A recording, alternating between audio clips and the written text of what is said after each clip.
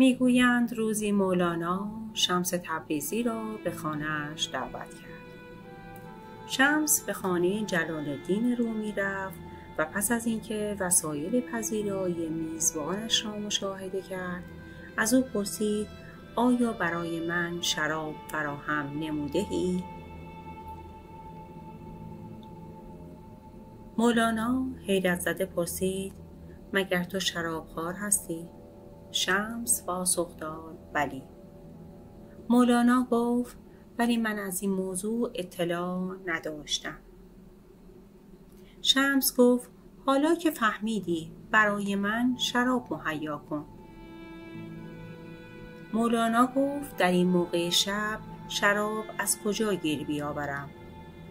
شمس گفت به یکی از خدمتکارانت بگو برود و تهیه کند. مولانا گفت با این کار آبرو و حیثیتم بین خدام از بین خواهد رفت. شمس گفت پس خودت برو شراب خریداری کن.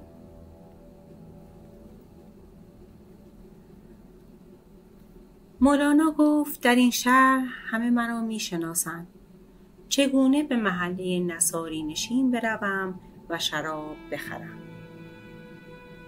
شمس گفت اگر به من ارادت داری باید وسیله راحتی مرا هم فراهم کنی، چون من شبها بدون شراب نمیتوانم غذا بخورم، نه صحبت کنم و نه بخوابم.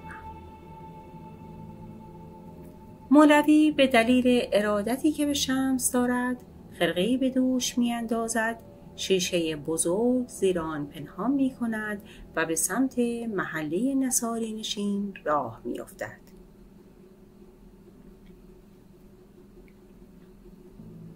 تا قبل از ورود او به محله مذکور کسی نسبت به مولوی کنجکاوی نمی کرد. اما همین که وارد آنجا شد مردم حیرت کردند و به تعقیب وی پرداختند.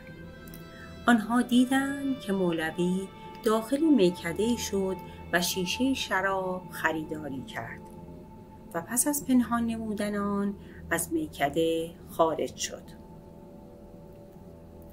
هنوز از محله مسیحیان خارج نشده بود که گروهی از مسلمانان ساکن آنجا در قفایش به راه افتادند و لحظه به لحظه بر تعدادشان افزوده شد، تا اینکه مولوی به جلوی مسجدی که خود امام جماعت آن بود و مردم همه روزه در آن به او اقتدا می‌کردند رسید.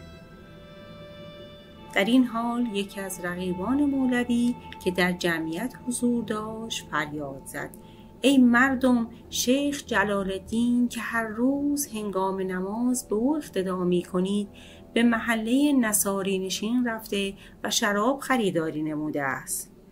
آن مرد این را گفت و خرقه از دوش مولوی کشید. چشم مردم به شیشه افتاد. مرد ادامه داد این منافق که ادعای زهد می کند و به او اقتدا می کنید اکنون شراب خریداری نموده و با خود به خانه می برد. سپس به صورت جلال الدین رومی آب دهان انداخت و طوری بر سرش کوفت که دستار از سرش باز شد و به گردنش افتاد. زمانی که مردم این صحنه را دیدند و به ویژه زمانی که مولوی را در حال انفعال و سکوت مشاهده نمودند، یقین پیدا کردند که مولوی یک عمر آنها را با لباس زهد و تقوای دروغین فریب داده است و در نتیجه خود را آماده کردند که به او حمله کنند و چه بسا به قتلش رسانند. در این هنگام شمس از راه رسید و فریاد زد ای مردم بی حیا، شرم نمی کنید که به مردی متدین و فقیه تهمت شرابخواری می زنید؟ این شیشه که می بینید حاوی سرکه است، زیرا که هر روز با غذای خود تناول می کند. رقیب مولوی فریاد زد این سرکه نیست بلکه شراب است. شمس در شیشه را باز کرد و در کف دست همه مردم از جمله آن رقیب قدری از محتویات شیشه ریخت و بر همگان ثابت شد که درون شیشه چیزی جز سرکه نیست. رقیب مولوی بر سر خود کوبید و خود را به پای مولوی انداخت. دیگران هم دستهای او را بوسیدند و متفرق شدند.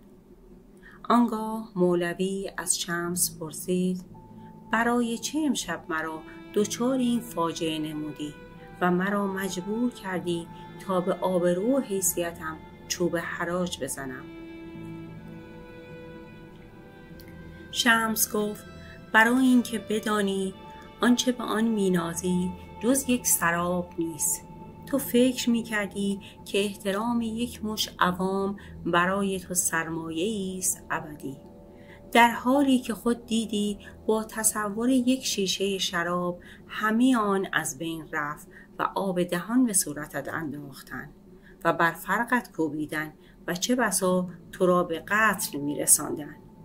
این سرمایه تو همین بود که امشب دیدی و در یک لحظه برباد رفت.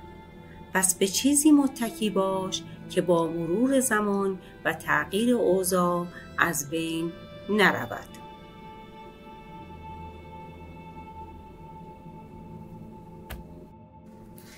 دنیا همه هیچ و اهل دنیا همه هیچ. ای هیچ برای هیچ، بر هیچ مپیچ. دانی که پس از مرگ چه ماند باقی؟ عشق است و محبت است و باقی همه هیچ.